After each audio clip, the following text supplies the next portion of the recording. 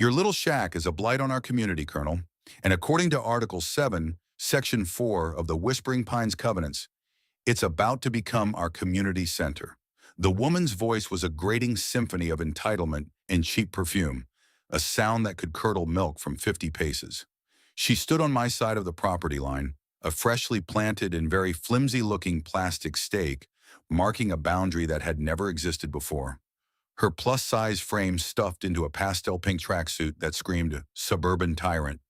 This was Karen Miller, president, treasurer, and supreme leader of the Whispering Pines Homeowners Association, a body I had successfully ignored for the 5 years since the first McMansion had broken ground on the far side of my bridge.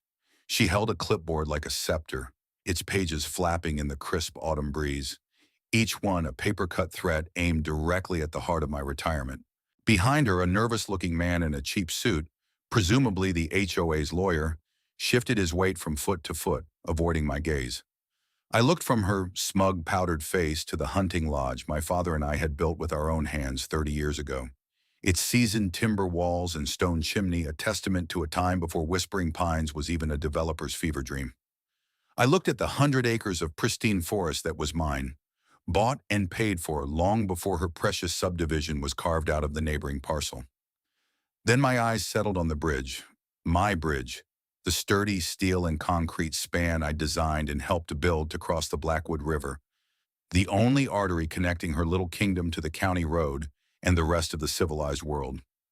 Her words were so absurd, so profoundly disconnected from reality, that for a moment I thought it was a joke, a poorly executed prank. But the predatory glint in her eyes told me she was deadly serious. She was trying to seize my home, my land, the very legacy I'd retired to protect, using a set of rules I'd never agreed to, from an organization I didn't belong to. The sheer audacity of it was a physical blow, a sudden, cold shock that tightened its grip around my chest. She was a petty queen who had mistaken my quiet for weakness, and she had just kicked a hornet's nest the size of a battalion. I felt the old calm settle over me, the one I'd learned in the deserts of Iraq, in the mountains of Afghanistan, the quiet focus that comes when the objective is clear and the enemy has revealed themselves. She had no idea who she was dealing with. She saw an old man in a flannel shirt. She was about to meet a retired colonel from the Army Corps of Engineers who considered paperwork a battlefield and logistics a weapon. The war for Whispering Pines started right there, on a Tuesday morning, with a ridiculous claim and a plastic stake. I promise you, the story of how it ended is one you'll want to hear. If you're ready for a battle fought with deeds, surveyors, and a whole lot of heavy machinery, do me a favor and hit that subscribe button. Let me know in the comments where you're watching from and if you've ever had your own HOA nightmare, because I have a feeling we're about to find some common ground. Now let me tell you how we got here, and more importantly, how I made sure Karen Miller would regret the day she ever decided to cross my bridge. The story of the lodge and the bridge began not with an act of war, but an act of love. My father, a master carpenter and a man who believed sweat was a form of prayer, bought the 100-acre parcel back in the 70s. It was his sanctuary, a wild piece of North Carolina forest bordered by the wide, fast-moving Blackwood River.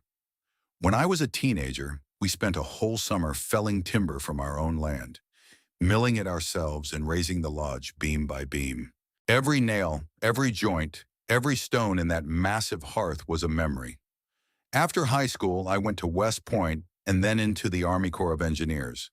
I spent the next 30 years building things in far less peaceful places, pontoon bridges under fire, forward operating bases in hostile territory, infrastructure in places that wanted to tear it down as fast as we could build it.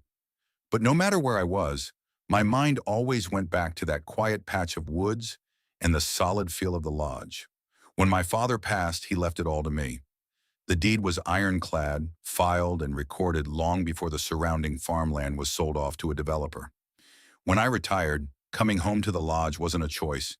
It was a certainty. The only problem was access. The county road stopped at the river's edge.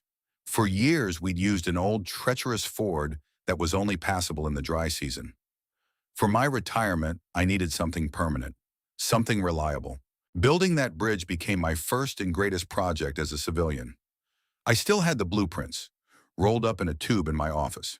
They were a work of art, if I do say so myself. I designed a single-span steel truss bridge with reinforced concrete abutments, engineered to withstand a 100-year flood and carry a load far exceeding anything that would ever cross it. I called in favors from old Army buddies, guys who ran construction crews and supply companies. We poured the concrete, trucked in the steel, and over 6 months, the bridge rose over the Blackwood. It was entirely on my property from the moment the ramp left the county road to the moment it touched down on my side of the river.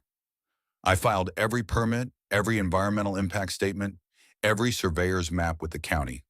The bridge was legally, physically, and spiritually mine. For a few glorious years, it was perfect. Just me, my wife Sarah, the woods and the river. Then came the bulldozers. A developer bought the massive tract of land adjacent to mine, the one that bordered the county road. They called the new subdivision Whispering Pines Estates, a name that was an insult to the towering, ancient trees they'd clear-cut to make way for 100 identical houses with beige vinyl siding. Their entire development plan hinged on one critical fact. The only way in or out was my bridge. The developer, a slick man named Henderson, had approached me. He offered a pittance for an access easement. I countered with a proposal for a formal, legally binding access and maintenance agreement. I wasn't looking to make a profit, but the bridge would now see hundreds of cars a day, not to mention heavy construction traffic. It needed a maintenance fund, a clear liability structure. Henderson balked at the legal fees and the idea of a formal fund. Instead, he made a gentleman's agreement, a handshake deal to pay a modest annual fee for access, with a vague promise to chip in for repairs. Against my better judgment, but wanting to be a good neighbor, I agreed. For the first 2 years, as the houses went up, the checks arrived. Then the developer finished the last house, sold it, dissolved his company, and vanished. The homeowners association was born from the ashes, and the payments stopped. I let it slide. The construction was over and the daily traffic was lighter. I performed the maintenance myself, inspecting the welds, checking the abutments, repainting the trusses. It was my bridge, and I took pride in it. Then Karen Miller was elected HOA president. That's when the letters started. Not to me at first. I'd hear stories from the mailman about the new HOA regime. Fines for trash cans left out an hour too long. Demands for specific species of mailbox flowers. A war on garden gnomes. It was a classic suburban power trip, and I was happy to be insulated from it by my property line and my distinct lack of membership. I was an independent nation, and my bridge was the sovereign border. The first direct contact was a polite, almost friendly letter inviting me to join the Whispering Pines HOA. It extolled the virtues of community cohesion and maintaining property values. I used it as kindling. The second letter was less friendly, noting that my property, visible from their scenic drive, did not adhere to community standards. It listed my woodpile, my vintage F250 pickup, and the rustic, unpainted finish of my lodge as violations. I filed this one in the trash. The third letter was a formal-looking bill for 5 years of retroactive HOA dues, plus late fees and penalties, totaling a staggering $28,000. This one I laminated. It was too absurd not to preserve. I never responded to any of them. Why would I? I wasn't a member. I hadn't signed their covenants. Their rules were as relevant to me as the bylaws of a garden club in another state. I assumed foolishly that the lack of a legal foundation would be the end of it. I had underestimated the boundless, reality-defying confidence of a true Karen, which brought us to this moment with her standing on my lawn, flanked by her legal stooge, declaring my home the future site of potlucks and committee meetings. Article 7, Section 4, I repeated, my voice dangerously calm. I'd love to see it. She smirked, a triumphant little twitch of her lips, and thrust the clipboard at me. Be my guest, Colonel. It's an involuntary annexation and improvement clause.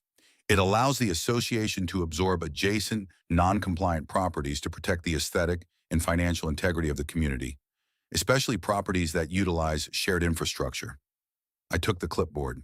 Her lawyer, a man who looked like his name was probably Todd, visibly flinched when I made eye contact. He knew. He had to know this was garbage. I scanned the page. The language was dense, pseudo-legal nonsense, clearly written by someone who had watched a lot of daytime television court shows. It was a masterpiece of amateur lawyering, full of sound and fury, signifying nothing. The key phrase was shared infrastructure. Her entire argument, her entire fantasy of conquest, rested on the idea that my bridge was a shared resource. This is impressive, I said, handing the clipboard back. It's also completely irrelevant. Karen's face clouded over. I beg your pardon? You seem to be under the impression that I am part of your association, that my property is subject to your rules, and that this bridge, I said, gesturing back toward the magnificent steel structure, is shared infrastructure. You are mistaken on all three counts. I took a deliberate step forward, forcing her to take a half step back, off my grass and onto the gravel shoulder of the bridge road. A small, symbolic victory. This bridge, this road, and all the land you're standing on is private property. My private property. Your involuntary annexation clause is about as legally binding as a child's wish list for Santa Claus. Now, I'd like you to take your plastic stake and your lawyer and get off my land. The color drained from her face, replaced by a blotchy, furious red. We have an easement. It's on the plat map. Henderson showed it to us. This bridge is ours as much as it is yours. The magic word. Easement. The last refuge of a land-grabbing scoundrel. I smiled, a cold, thin smile that didn't reach my eyes. An easement. Please, Karen, don't use legal terms you don't understand. It's embarrassing for your lawyer. Todd the lawyer looked like he wanted the ground to swallow him whole. Now, if you'll excuse me, I said, turning my back on them and walking toward my lodge. I have some old files to review. The war had begun, and it was time to assemble my arsenal. It wasn't going to be fought with guns, but with paper, and I had a feeling my arsenal was a hell of a lot bigger than hers. The smell of old paper and leather filled my office, a scent I found more comforting than any potpourri Karen's decorating committee could ever mandate. This was my command center. On one wall hung framed maps of a dozen countries I'd helped build or rebuild. On another, my degrees in civil engineering and my discharge papers. But the most important documents in the room were not on the wall. They were in a heavy, fireproof safe tucked into the corner. I spun the dial, the familiar clicks echoing in the quiet room, and swung the heavy door open. Inside, nestled amongst my father's will and my own service medals, was a thick leather portfolio. It contained the lifeblood of my land, the original deed from 1972, the surveyor's report from when I built the bridge, the county permits, the engineering blueprints, and my correspondence with Henderson, the developer. I spread them across the massive oak desk that had been my father's. The high-powered reading glasses perched on my nose. I began to work, my focus narrowing to a pinpoint. I was no longer a retiree.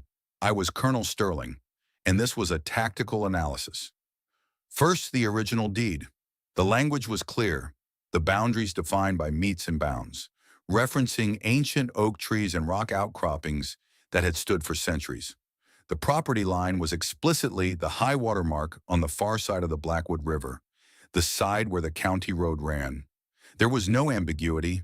100 acres and the riverbed itself were mine. Next, the bridge project files. I unrolled the master survey map, a huge document prepared by a licensed county surveyor. It showed my property in stark detail, and there, highlighted in yellow, was the footprint of the bridge. It sat entirely within my property lines, a private structure on private land. Then I found it, the document that would become the cornerstone of my entire strategy. It was the agreement with the developer, the one concerning the easement. I had insisted on it, even when Henderson wanted to keep things informal. It was a specific, narrowly defined utility easement. I read the text, my heart beginning to beat a little faster. The easement granted the future development access to a 10-foot wide corridor under the bridge, and only for the purpose of running utility lines, water, sewer, electric, and fiber optic cables. It explicitly stated, in a clause I had personally insisted upon, that this easement does not grant right of passage, ingress, or egress over the structure known as Sterling Bridge, nor does it confer any ownership stake or responsibility for said structure. It was all there, in black and white, signed by Henderson, notarized, and filed with the county clerk's office. Karen's entire claim was built on a lie, or more likely, a deliberate misrepresentation by the developer. Henderson had probably waved a plat map in front of the new homeowners, pointed to the word easement, and let them fill in the blanks with their own wishful thinking. He'd sold them a bill of goods and Karen had swallowed it whole. I leaned back in my chair, a slow grin spreading across my face. This was better than I'd hoped. This wasn't just a defense. It was a counteroffensive. She hadn't just trespassed. She and her entire community were trespassing every single day and had been for years. My gentleman's agreement on access had been with Henderson's now defunct company, not with the Whispering Pines HOA. Legally, they had no right to be using my bridge at all. The lack of payment for the last 3 years wasn't just a broken promise. It was the dissolution of our only informal understanding. I spent the rest of the afternoon making copies. I scanned every document, creating a digital archive, and then made 3 complete physical sets. One for me, one for my lawyer, and one for what I was already calling the revelation package. My wife Sarah came in as the sun was setting, casting long shadows across the room. She placed a mug of steaming coffee on the desk. "Find what you were looking for, Jack," she asked, her voice calm. She'd seen me in this mode before, the quiet intensity that meant a problem was being systematically dismantled. "Oh, and then some," I said, holding up the easement document. "Sarah, they don't have a leg to stand on. The developer sold them a fantasy, and Karen bought it hook, line, and sinker. The easement is for utilities under the bridge, not for cars on it." Sarah read the clause, her eyebrows rising. "So all this talk about taking the lodge is a bluff, a pathetic, legally illiterate bluff. They're the ones who are vulnerable. They've been using my bridge for 3 years with no agreement and no payment. They are trespassing, every last one of them." A flicker of concern crossed her face. "Jack, what are you going to do? You're not really going to block them from their homes, are you?" "Not yet," I said, my voice hardening. "This is a military campaign. Sarah, you don't start with the nuclear option. You start with psychological operations. You let the enemy exhaust themselves, overextend their supply lines, and expose their weaknesses. Karen has done all of that for me. Now we start applying pressure. We let her escalate. We document everything. And when she's dug a hole so deep she can't see daylight, we don't throw her a rope. We throw her a shovel." The next morning I was up before dawn. I took my F-250, the one listed as a violation, and drove into town. I didn't go to a lawyer's office. Not yet. I went to a print shop. I had the key clause from the utility easement and the relevant section of the county surveyor's map blown up onto a massive 4-by-8-foot sign made of weatherproof aluminum. In bold 2-inch-high letters, I added a title: "Private property, permitted easement for utility access only, below bridge deck. No public right-of-way." I drove home, the sign rattling in the bed of my truck. With a post-hole digger and a bag of concrete, I permanently installed it on my property, right at the entrance to the bridge, angled so that every single driver leaving or entering Whispering Pines would have to see it. It was a silent, irrefutable declaration of fact. It wasn't a threat. It was an education. And I had a feeling class was about to be in session. The ball was back in Karen's court.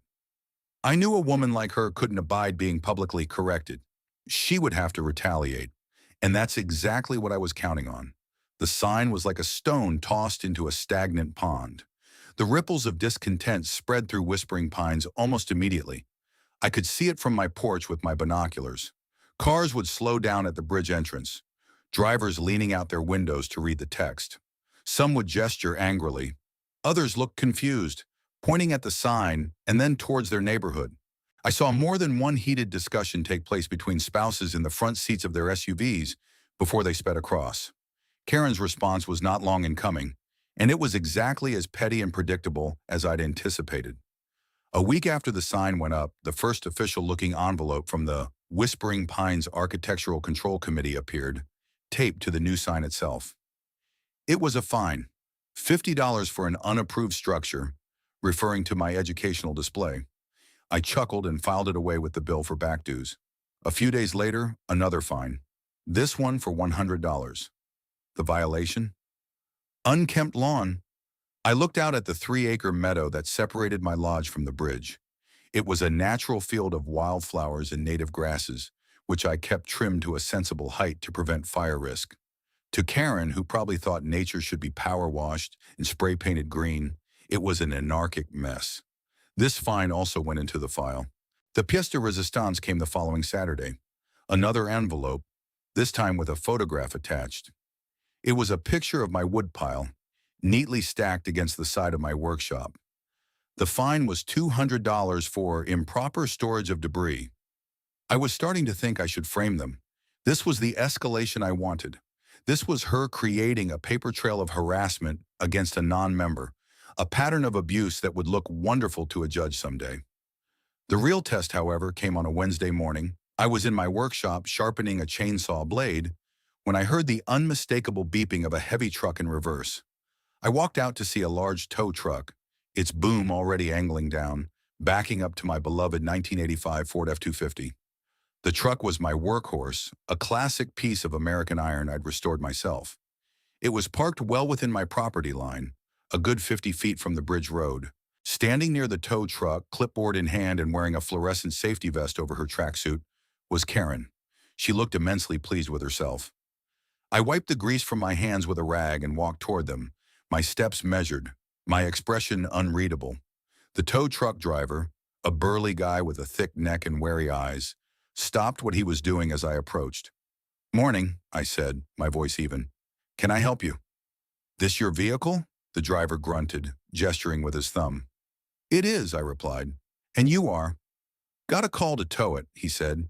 "It's in violation of HOA rules, unauthorized commercial-grade vehicle, and it's inoperable."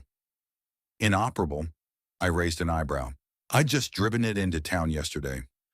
I reached into my pocket, pulled out the keys, and hit the unlock button. The truck chirped obediently. "Seems pretty operable to me." Karen stepped forward, puffing out her chest. "That's irrelevant, Colonel. It's an eyesore, and we have received numerous complaints. According to our bylaws, it's being removed. You can recover it from the impound lot once the fines and the towing fee have been paid in full." I ignored her completely and addressed the driver. "Son, what's your name?" He hesitated. "Don't you talk to him," Karen snapped. "He works for me." "My name is Mike," the driver said, his eyes fixed on me. He could clearly sense he was in the middle of something he didn't want to be a part of. "Well, Mike," I said, pulling a folded document from my back pocket, "I appreciate you coming all the way out here. This here is a copy of my deed and the county plot map. See this line right here? That's my property line. You are currently on my private property. And that truck you're about to hook up is also on my private property. I am not a member of the Whispering Pines HOA, and their bylaws have no authority here." I unfolded the map and showed him. The lines were clear. The location of my truck was marked with an X I had penciled in that morning. "Now, I understand you're just doing your job," I continued, my voice still calm, but with an underlying edge of steel. "But your client, Mrs. Miller here, has instructed you to commit felony theft. That's what it's called when you tow a vehicle from private property without the owner's consent or a court order. That's a Class H felony in this state. Carries a sentence of up to 39 months. Mike's eyes widened. He looked from the map to Karen, then back to me. Karen sputtered, her face turning a familiar shade of crimson. "This is ridiculous. We have an easement. This is all community property." "Mike," I said, holding his gaze, "does it look like I'm joking? I am a retired colonel of the United States Army. I do not make idle threats. If you hook up my truck, I will not interfere. I will simply call the sheriff. I will show him this map. I will show him the title to my truck, and I will press charges against both you and your employer for grand theft auto and trespassing. Your truck will be impounded as evidence. It's a nice rig. Be ashamed to see it rust in a police lot for a year while this gets sorted out." The driver swallowed hard. He looked at Karen, who was now vibrating with silent rage. He looked back at me, standing there calm and resolute. He made a business decision. "Ma'am," he said to Karen, pulling off his work gloves, "I can't take the truck. This is private property. You need a court order or a writ of possession." "What? I am the president of the HOA. I am your client. You will do as I say," Karen shrieked. "No, ma'am," Mike said. shaking his head and starting to raise his truck's boom. My insurance doesn't cover felony charges. You've got a civil dispute here. That's between you and him. He got back into his cab, started the engine, and without another word drove away, leaving Karen standing in a cloud of diesel fumes, her clipboard hanging limply at her side. She turned to me, her eyes shooting daggers. This isn't over, Sterling. You have no idea what you've just started. Oh, I think I do, I said, turning my back on her. And for the record, Karen, that fluorescent vest does not go with that tracksuit. It's a violation of basic human decency. As I walked back to my workshop, I allowed myself a small, satisfied smile. Phase 2 was complete. I had established dominance on my own ground and publicly humiliated her. She had tried to use force and failed. Now she would have to retreat to her own territory, the law. She would go to her lawyer. She would double down on the easement lie, and she would walk right into the trap I was preparing to set. With Karen's attempt at summary justice failing so spectacularly, I knew her next move would be to escalate through legal channels. It was time to bring in my own heavy artillery. I picked up the phone and called Vince Petrov, a man I'd trusted with my life more than once. Vince and I had served together in the 82nd Airborne before he went to law school on the GI Bill, and I stayed in the Corps of Engineers. He was a bulldog of a man who had become one of the most feared real estate and contract lawyers in the state. He specialized in unwinding the kind of tangled, messy situations that developers and HOAs love to create. I explained the situation, from Karen's initial demand to the tow truck incident. I could almost hear the grin spreading across his face through the phone line. Jackie boy, you've stumbled into a classic HOA overreach. This is my bread and butter, he boomed. They're claiming ownership based on a misread easement? It's amateur hour. Send me everything you have. The deeds, the surveys, the so-called violation notices. I want a file so thick it'll give her lawyer a hernia. I sent the digital archive immediately. While Vince began his legal reconnaissance, I started my own work on the ground. It was time to gauge the mood within the enemy camp. Whispering Pines wasn't a monolith. It was a community of 100 families, many of whom were just trying to live their lives. Karen ruled through fear and intimidation, and I suspected there were plenty of residents who were just as much her victims as I was. My first stop was the house at the very end of the main cul-de-sac, the one closest to my property. A young family lived there, the Thompsons. I'd seen their 2 little kids playing in the yard. I'd also seen the angry red violation notice taped to their mailbox a few weeks ago. I walked over one evening, armed with a plate of Sarah's famous chocolate chip cookies. Mark Thompson, a man about my son's age, answered the door. He looked wary when he saw me. The crazy old man from the woods, as I was sure Karen had painted me. Mr. Sterling, he said cautiously, can I help you? Colonel, please, I said with a friendly smile. And I'm the one who's here to help, if you'll let me. My wife made too many cookies. I offered the plate. He hesitated, then took it. Thanks, come on in. I stepped inside. Their home was pleasant, filled with the happy chaos of young children. We sat at their kitchen table. Look, I said, getting straight to the point. I know the HOA, and specifically Mrs. Miller, has been giving you a hard time. I saw the notice about your kid's playset. Mark sighed, running a hand through his hair. Yeah, it's not a pre-approved color scheme. It's a primary colored plastic playset for a 5-year-old. What color did she want it, beige? We got a $200 fine. We're fighting it, but it's a nightmare. The paperwork, the hearings. She enjoys it. She's doing the same to me, I said. Only she's trying to claim my house belongs to the HOA. Mark's eyes went wide. You're kidding, but you're not even in the HOA. Exactly, I said. I'm gathering information, building a case. I'm not asking you to pick a side publicly, not yet, but I'd appreciate it if you could tell me your story, and if you know anyone else who's been targeted. That opened the floodgates. For the next hour, Mark and his wife, Emily, told me about the tyranny of the Architectural Control Committee. They told me about the Millers, an elderly couple fined because their prize-winning roses were not a native species. They told me about the Garcias, who were threatened with a lien on their house because their son's basketball hoop was left out overnight. It was a pattern of petty cruelty, of a woman wielding a tiny bit of power like a medieval monarch. I left their house with a list of names and a deeper understanding of the battlefield. Over the next week, I made several more visits, always casual, always armed with cookies or a bottle of wine. I met the Millers, a sweet retired couple who were heartbroken about the threat to their beloved garden. I met Mr. Garcia, a proud man who was furious that his son was being made to feel unwelcome in his own neighborhood. With each conversation, I wasn't just gathering intelligence, I was planting seeds of dissent. I let them know they weren't alone. I showed them a copy of my property deed in the utility easement, explaining calmly and clearly how Karen's entire claim against me was fraudulent. I never asked for their support directly. I simply gave them the facts and let them draw their own conclusions. Fear is a powerful tool, but the truth when presented correctly is even more powerful. While I was conducting my Hearts and Minds campaign, Vince was preparing the legal ambush. He called me a week later. "Jack, it's a slam dunk. The easement is exactly as you rate it. Her case is non-existent. The developer, Henderson, has a history of this. He uses vague language to imply access rights he can't legally grant, just to sell properties. He's probably halfway to the Caymans by now. The HOA has no standing." But he paused for dramatic effect. "It gets better." "Go on," I said. "I found the original access agreement between you and Henderson's company, the one where he agreed to pay an annual fee. And I found the documents dissolving that company. There is no successor agreement with the Whispering Pines HOA. None. Not even an informal one. Your handshake deal was with a ghost." "So they've been trespassing," I stated. "For 3 solid years," Vince confirmed. "Every single car, every single day. Commercial traffic, residents, guests, delivery trucks, all of them. Jack, we're not just going to defend against her lawsuit.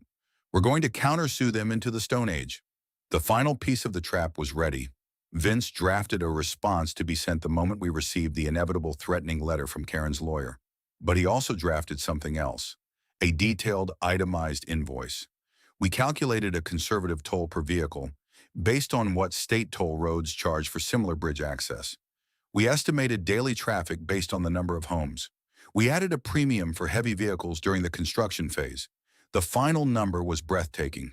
It was a weapon of financial mass destruction. Now, all we had to do was wait for the enemy to make their move. It came on a Friday afternoon, delivered by a certified mail carrier, a thick, intimidating envelope from the law firm of Dewey, Cheatham and Howe. I signed for it, a grim smile on my face. It was Karen's declaration of war. She had no idea I was about to end it with a single, devastating counterstrike. The letter from Karen's lawyer, a Mr. Abernathy, was exactly the masterpiece of blustering incompetence I had expected.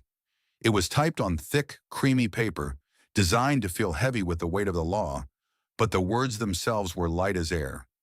It was filled with whereas and heretofore clauses, citing the HOA covenants as if they were holy scripture. It formally demanded that I immediately cease and desist my hostile and non-compliant behavior, remove the unauthorized and libelous sign at the bridge entrance, and remit payment for the $28,000 in back dues within 30 days.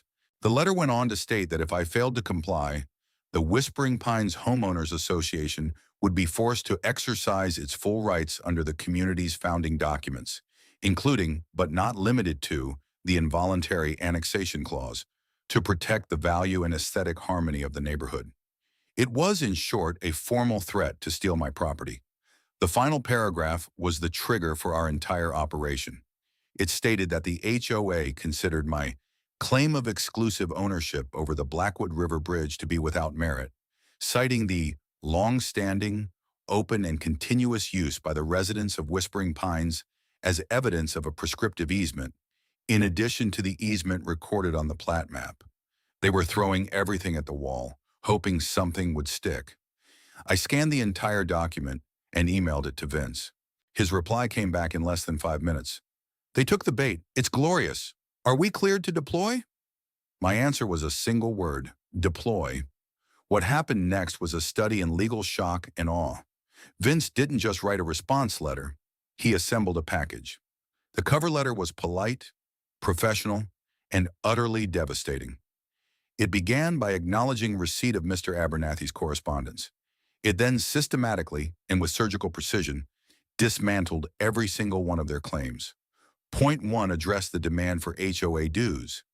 Vince's letter simply stated that as I was not a signatory to the HOA covenants and my property was not part of the Whispering Pines development plat, I was not, nor had I ever been, a member, making their demand for dues legally baseless and tantamount to extortion.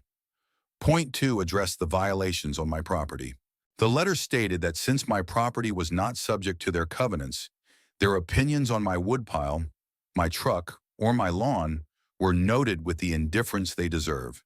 It further stated that any future attempts to fine me or send agents onto my property, like the tow truck driver, would be met with immediate legal action for harassment and trespassing.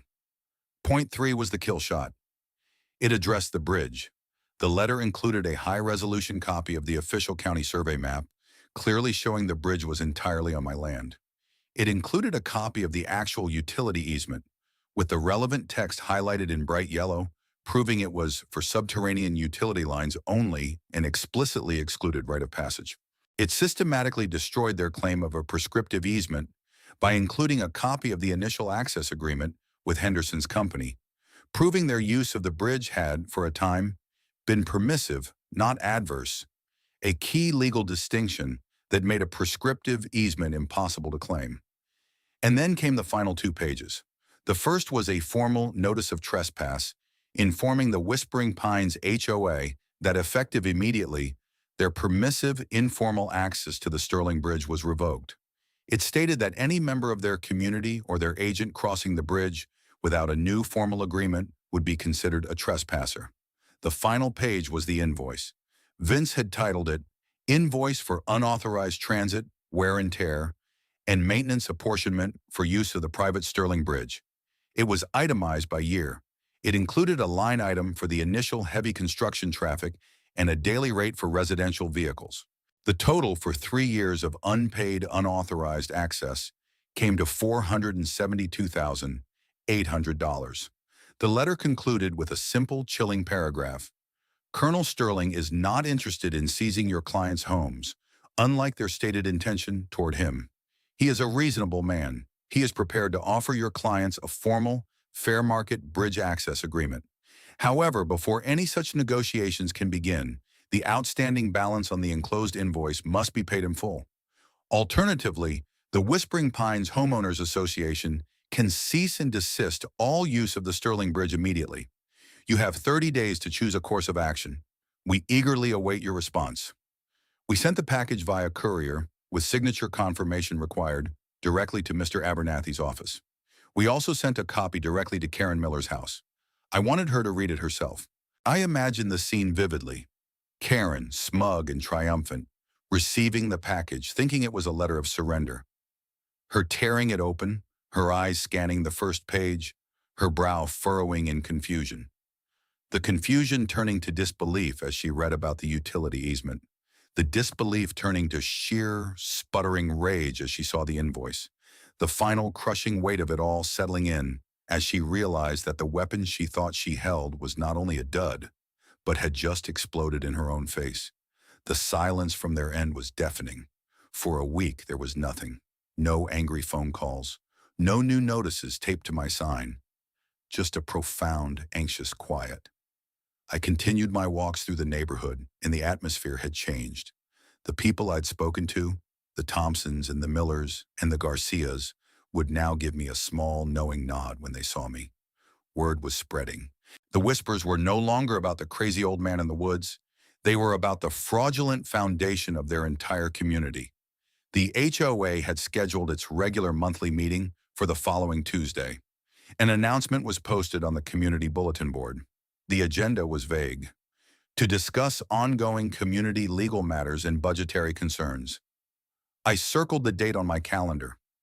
I knew this was where Karen would try to spin the story, to rally the residents against me, to paint me as the villain who was trying to extort them. It was going to be her last stand. I called Vince. The meeting is Tuesday, I said. I'll be there.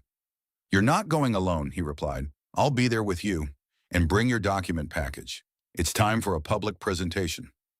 The trap had been sprung. The enemy was wounded and cornered. Now it was time to move in and end it. The Whispering Pines Community Clubhouse was exactly as I'd imagined it. a sterile beige room that smelled faintly of air freshener and quiet desperation. The folding chairs were arranged in neat rows, facing a long table at the front where the HOA board sat. Karen was in the center, of course, flanked by two other board members who looked deeply uncomfortable, and her lawyer, Mr. Abernathy, who looked like he'd aged 10 years in the past week. His face was pale, and he kept fiddling with his tie as if it were a noose. The room was packed. Nearly every household was represented. The air was thick with tension and whispered speculation. When I walked in with Vince, a hush fell over the crowd. All eyes turned to us. Vince was carrying a heavy briefcase, and I was carrying a projector and a laptop. We didn't take seats in the back. We walked directly to the front and took a pair of empty chairs off to the side, facing the residents. It was a power move, placing ourselves on their level, not in opposition to them. Karen glared at us, her knuckles white as she gripped a gavel. "This is a closed meeting for residents only," she hissed. "I'm a landowner with a vested interest in this community's legal matters," I replied calmly. "And this is my legal counsel, Mr. Petrov. We're not going anywhere." A murmur went through the crowd. Before Karen could respond, Mark Thompson, the young father I'd spoken with, stood up. "Let them stay," he said, his voice firm. "We want to hear what they have to say. We've heard enough from you." A chorus of agreement followed. Karen, seeing her authority challenged and eroded before she'd even begun, had no choice. She banged the gavel resentfully. "Fine. The meeting of the Whispering Pines Homeowners Association is now in session. As you all know, we have been facing a dispute with an adjacent landowner." She launched into a carefully prepared speech, painting me as a greedy, uncooperative troublemaker. She claimed I was trying to extort the community, that I was holding them hostage, that my demands were unreasonable and illegal. She conveniently omitted every single detail from our response letter. She never mentioned the utility easement. She never mentioned the lack of a valid access agreement, and she certainly didn't mention her own attempt to involuntarily annex my home. She waved our invoice in the air. "He is demanding nearly $500,000 from us. This man wants to bankrupt our community over a bridge that we have all used for years. This is an attack on our homes, on our families." She was good, I had to give her that. She was playing on their fears, trying to forge them into a mob with me as the target. But she had made a fatal error. She had lied by omission, assuming they were all as ignorant as she was. When she finished, a wave of angry and confused questions erupted. Vince stood up, and the room fell silent again. "If you'll allow me," he said, his voice calm and commanding, "my client and I would like to present a few facts to clear up some of the misinformation that has been shared this evening." He nodded to me. I set up the projector and aimed it at the large blank wall behind the board members. The first image that flashed up was the county survey map, with my property lines and the bridge's location clearly marked in red. "Fact number 1, Vince began, using a laser pointer. The Blackwood River Bridge is, and always has been, the private property of Colonel Sterling. It is not, and has never been, community property." Next, I projected the utility easement document, with the key clause magnified. "Fact number 2, Vince continued, his voice hardening. "The only easement the developer granted your community is this one. It is a utility easement for running pipes and cables under the bridge. It explicitly, in writing, denies you the right to drive over it.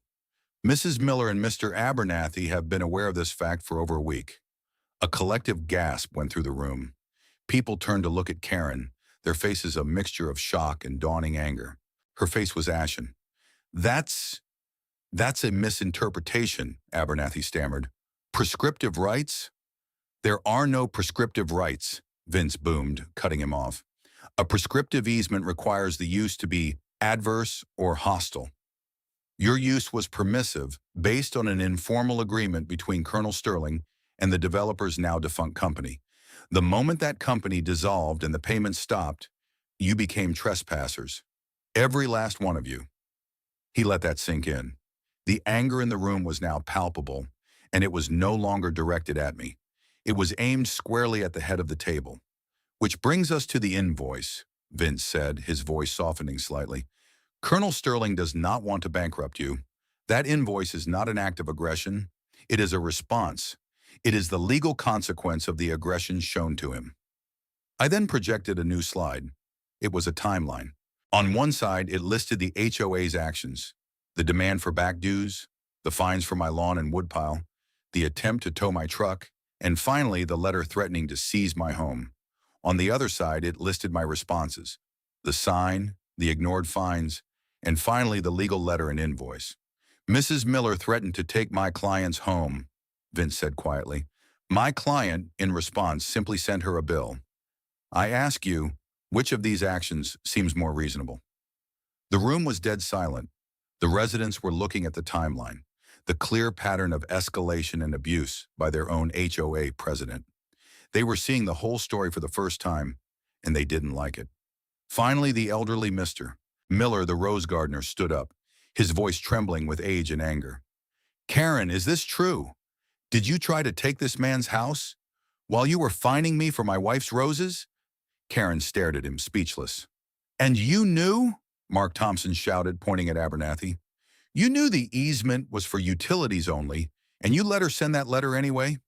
You let her lie to all of us? Abernathy sank lower in his chair, looking at his papers as if they held the secrets to teleportation. Chaos erupted. The residents were on their feet, shouting questions, demanding answers. Karen banged her gavel, but the sound was lost in the uproar. She had lost control completely. Vince and I just stood there, watching the fire we had lit consume the corrupt regime from within. The community she had tried to weaponize had turned on her. It was a sight to behold. As the chaos in the clubhouse swirled, I stepped forward and held up a hand. Surprisingly, the room quieted, the residents turning their attention from the cowering board to me. They were angry, but they were also scared. I had all the power, and they knew it. I'm not your enemy, I said, my voice cutting through the residual anger. For 5 years, I lived peacefully beside you. I maintained that bridge with my own money and my own labor, and I never asked for a dime. My only desire is to be left alone to live on the land my father left me. But your HOA president forced this conflict. She chose to escalate, to threaten, and to harass. And now, there are consequences. I paused, letting my words hang in the air. The invoice stands. Legally, the debt is owed by the HOA. But as I said, I'm a reasonable man. I don't want your money, not like that. I want a permanent solution. I want this to end, once and for all. I looked directly at the residents, bypassing the board entirely. So here is my offer. You have 72 hours. In that time, you will dissolve this HOA board. You will vote to nullify the existing covenants that allowed this to happen, and you will elect a new, temporary committee to negotiate a formal bridge access and maintenance agreement with me. A fair agreement where a modest annual fee from each household goes into a transparent, jointly managed trust fund, used only for the upkeep of the bridge you all depend on. The room was silent, the residents exchanging uncertain glances. They understood the offer. It was a lifeline. And if you don't? Asked a woman from the back. I let out a long, slow breath. If in 72 hours the current board is still in place and no action has been taken, I will have no choice but to protect my property. The Sterling Bridge will be closed to all non-essential traffic. School buses, fire trucks, and ambulances will be permitted to pass. Everyone else, I said, looking around the room, will have to find another way home. The clock starts now. Karen finally found her voice. It was a shrill, incredulous shriek. You can't do that. You can't just close the bridge. It's illegal. It's a public road. It is not a public road, Karen, Vince stated flatly. We've been over this. It is private property. And yes, he absolutely can close it. He has more legal right to put a gate on that bridge than you have to tell Mr. Miller what kind of flowers to plant. The finality in Vince's voice sucked the remaining fight out of the room. The residents weren't looking at Karen anymore. They were looking at each other, the reality of the situation dawning on them. Their homes, their commutes, their entire daily lives depended on a bridge owned by a man their HOA president had tried to strong-arm. The meeting dissolved without any formal adjournment. People just started getting up and leaving, forming small, anxious groups in the parking lot. The HOA board was left alone at their table, the architects of their own demise. Karen stared at me with pure, unadulterated hatred. Abernathy was stuffing papers into his briefcase as fast as he could, desperate to flee the scene of the crime. The next 72 hours were a blur of activity in Whispering Pines. The community's online forum, once a place for complaints about overgrown lawns, became a hotbed of political revolution. There were calls for an emergency vote, petitions circulated, and furious email chains. I saw Karen trying to rally her few remaining loyalists, but her power base had crumbled. She was no longer a feared leader. She was the woman who had almost gotten the entire neighborhood cut off from the world. I spent the time preparing. I wasn't bluffing. I called a few of my old Army buddies, guys who ran a private security firm. They owed me a favor. We sourced a heavy-duty automated security gate, the kind used for secure facilities. We had concrete barriers ready for delivery. My F-250 was gassed up and ready to haul materials. Sarah watched me with a worried expression. "Are you sure about this, Jack? It seems so drastic." "It's the only language she understands, Sarah," I told her, cleaning my binoculars. Strength. A clear, unambiguous show of capability and the will to use it. She pushed until she met a hard stop. This is the hard stop. The 72-hour deadline was set for 6 a.m. on Friday. On Thursday evening, I received an email. It was from Mark Thompson. "The vote is done," it read. "The board has been recalled, effective immediately. Karen Abernathy's cronies, all of them. We have an interim committee. We accept your terms. Please don't close the bridge." It was a victory, a complete and total capitulation. I could have accepted it right then. I could have called off the installation and started the negotiations. But the strategist in me knew better. A lesson is not learned until it is felt. An agreement made under duress is not as strong as one made from a place of genuine understanding. They needed to see what was at stake. They needed one day to truly appreciate the bridge. I replied to Mark's email, "I am glad to hear you have taken decisive action. I will meet with the new committee tomorrow at 9 a.m. at the bridge entrance. However, the planned closure will proceed for a 24-hour period from 6 a.m. tomorrow until 6 a.m. Saturday. I believe it is important for every resident to have a tangible understanding of the situation before we formalize our new partnership. Consider it a one-day infrastructure maintenance and security drill." The message was clear. The bridge was closing. The lesson would be taught. The final act of the war was about to begin. The pre-dawn air was cold and sharp. Under the glare of portable floodlights, my friends and I worked with the quiet efficiency of a well-drilled military unit. By 5:45 a.m., it was done. A formidable steel gate now blocked the entrance to the bridge, flanked by heavy concrete barriers that narrowed the road, making it impossible to drive around. A professional-looking sign was affixed to the gate. "Private bridge closed for maintenance. No unauthorized vehicles. Access by appointment only." I had set up a small gravel-covered parking area on a corner of my land near the county road, with another sign, "Whispering Pines Resident Parking." It was a small courtesy, but a necessary one. I wasn't trying to be cruel. I was trying to be clear. At precisely 6 a.m., I sat in my truck, parked a little ways off, a thermos of hot coffee in my hand. The first vehicle, a gleaming black BMW, came up the county road and turned toward the bridge. The driver, a man in a crisp suit, didn't even seem to see the gate until he was almost upon it. He slammed on his brakes, his car skidding to a halt just a few feet from the barrier. He stared at it for a full 30 seconds, as if his mind couldn't process what he was seeing. Then he laid on the horn, a long, angry blast that echoed across the quiet river valley. I didn't move. A few minutes later, a minivan pulled up behind him, then a Lexus SUV, then a Prius. A line of cars quickly formed, their drivers getting out, gesticulating, talking on their phones. The morning commute to Whispering Pines had hit a literal wall. I got out of my truck and walked toward the gate. I was wearing a clean flannel shirt and a baseball cap, looking more like a friendly landowner than a conquering general. The man from the BMW rushed toward me, his face red with fury. "What the hell is this? Open this gate right now. I have a meeting in the city." "Morning," I said calmly. "Bridge is closed for maintenance today. You'll have to use the designated parking area and walk from here. It's about a mile to the first houses. Nice day for it." "Walk? A mile? Are you insane?" he sputtered. "I'm not walking anywhere. I pay my HOA dues. Your HOA dues have nothing to do with me or my bridge, I said, my voice patient but firm. I recommend you call your office and let them know you'll be late. Over the next hour, it was a scene of controlled chaos. Some people yelled, some pleaded. One woman actually burst into tears. I remained calm and polite with every single one of them, explaining the situation simply and without malice. The bridge is private property. It's closed for the day. You can park over there. I'm sorry for the inconvenience. I had my veteran buddies with me, big stoic guys who just stood with their arms crossed, creating an imposing but non-threatening presence. We weren't there to fight. We were just there to enforce a fact. The school bus arrived at 7:30 a.m. As promised, I had the gate remote. I opened it, allowed the bus to pass, and closed it immediately behind it. The sight of that big yellow bus sailing through while their luxury cars were stuck seemed to infuriate the remaining drivers even more. But it also sent a clear message. I was in control, and I was holding to my word. By 9 a.m., the initial wave of angry commuters had given up.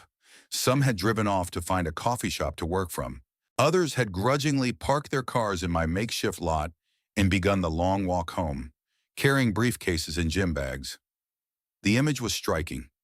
Men and women in expensive suits and yoga pants, trekking down the manicured asphalt road of their exclusive community like refugees. They were experiencing for the first time the physical reality of their geographic isolation. They were learning in a very visceral way that their entire lifestyle was dependent on this single piece of steel and concrete and the goodwill of the man who owned it. At 9 a.m. sharp, a small group of people approached the gate on foot from the Whispering Pines side. It was the new interim committee, led by Mark Thompson. They looked tired, humbled, and ready to talk. I met them at the gate, Vince by my side. Colonel Sterling, Mark began, extending a hand. I'm Mark Thompson. This is the new community board. We're here to accept your terms. I shook his hand. Good morning, Mark. It's a pleasure to meet you all formally. Look, he said, gesturing back toward the empty road behind him. We get it, okay? We truly get it now. What Karen did was wrong. The way the community allowed it to happen was wrong. You've made your point. Can we please open the bridge? The bridge will open tomorrow at 6 a.m., as I said, I replied firmly. But yes, we can absolutely begin our negotiations. Why don't we sit down right here and work out the details? We pulled out some folding chairs. There, in the shadow of the closed gate, with the silent, parked cars of their neighbors as a backdrop, we began to build a new relationship. Vince led the discussion, laying out the framework for the bridge access and maintenance agreement. We talked about annual fees per household, a very reasonable $200 a year, far less than the HOA had been extorting for useless violations.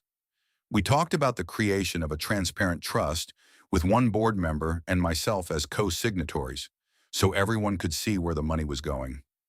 We talked about liability and future capital repairs.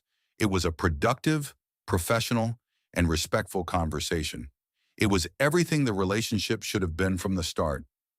As we were finalizing the details, a car came speeding down the road from inside the development. It was Karen's pearl white Lexus SUV. She hadn't parked and walked. She hadn't given up.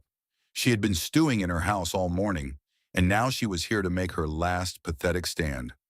The final confrontation was about to happen. Karen's Lexus came to a screeching halt just yards from the gate. She burst out of the driver's side door, her face a grotesque mask of fury. The pastel pink tracksuit had been replaced by a severe-looking black pantsuit, her attempt at projecting authority, but it only made her look like a cornered animal.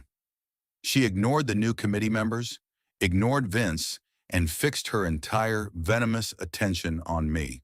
Sterling, she screamed, her voice cracking. You will open this gate. This has gone on long enough. You are a terrorist. You're holding this entire community hostage. Good morning, Karen, I said, my voice dripping with calm. As you can see, we're having a productive meeting. The new board and I are working things out. You're no longer a part of this process. The new board is illegitimate, she shrieked, pointing a trembling finger at Mark Thompson. You were recalled. It was a legal vote, Mark said, his voice steady.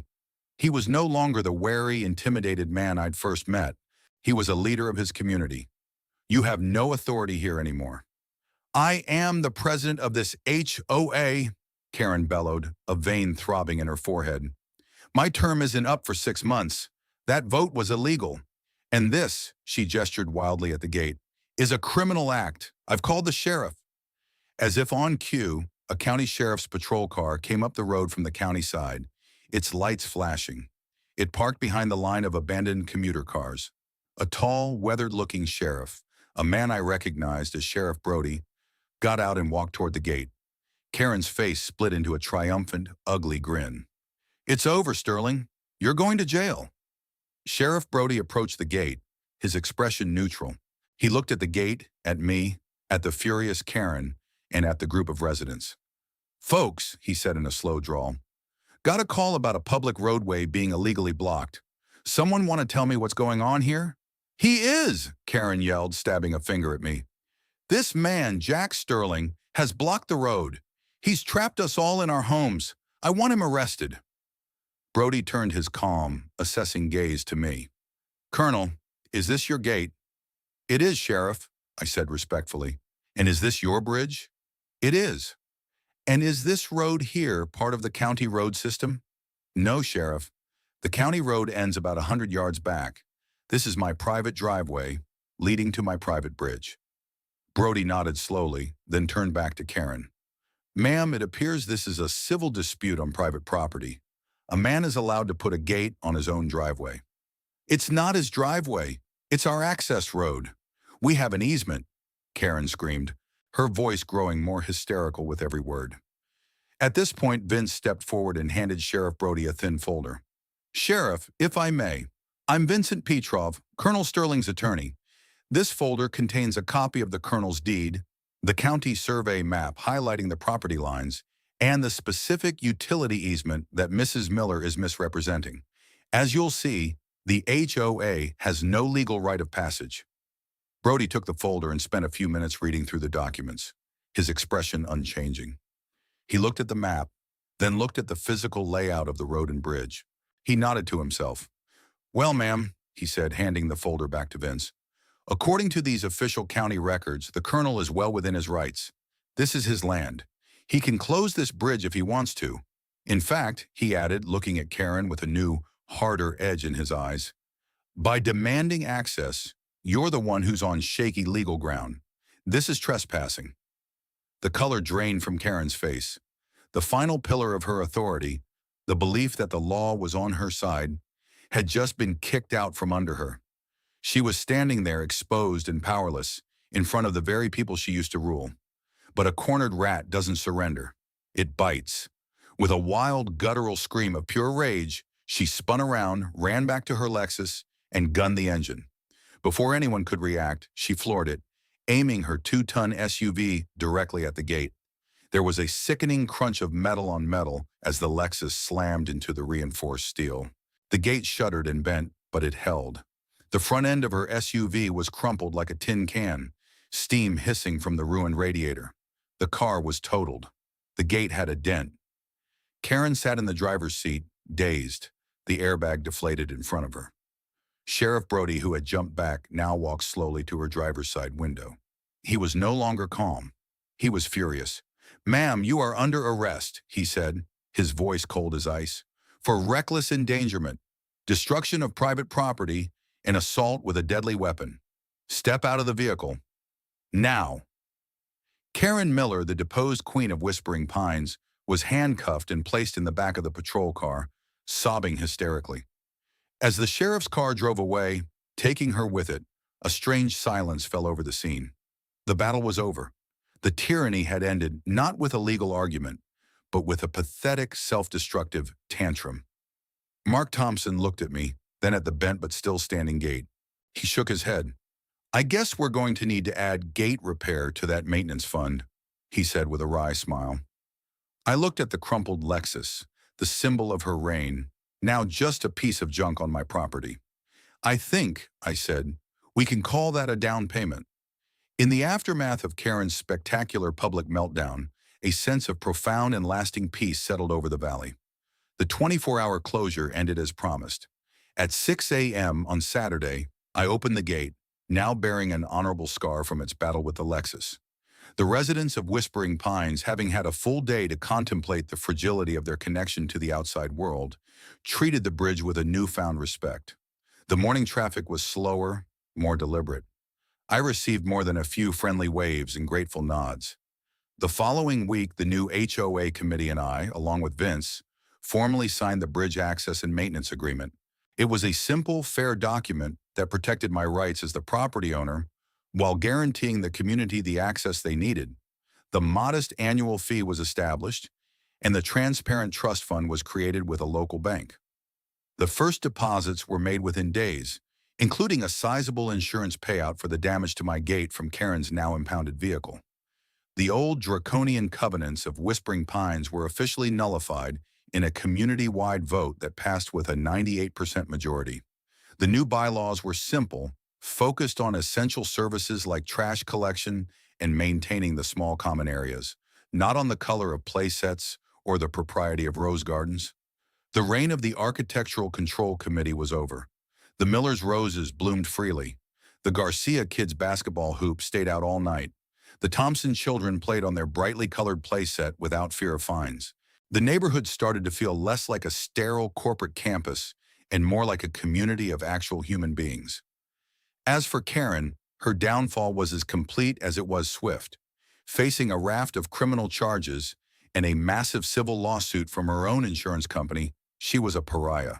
The HOA's own insurance refused to cover her legal fees, citing that her actions were willful and criminal, not in the performance of her duties. She and her husband quietly put their house on the market. It sold quickly at a loss to a young couple eager to move into the newly liberated neighborhood. I saw her one last time, on the day she moved out. She was in the passenger seat of her husband's car as they crossed the bridge for the final time. She refused to look at me as I stood on my porch, but I saw her face. The smug entitlement was gone, replaced by a hollow, bitter emptiness. She had flown too close to the sun on wings of arrogance and delusion, and the fall had broken her. The story became something of a local legend. My educational sign about the easement remained, a permanent monument to the victory of facts over fiction. The bent section of the gate was never fully straightened out. I left it as a reminder that a person's home is their castle, and that even the smallest kingdom can defend its borders if its ruler is resolute.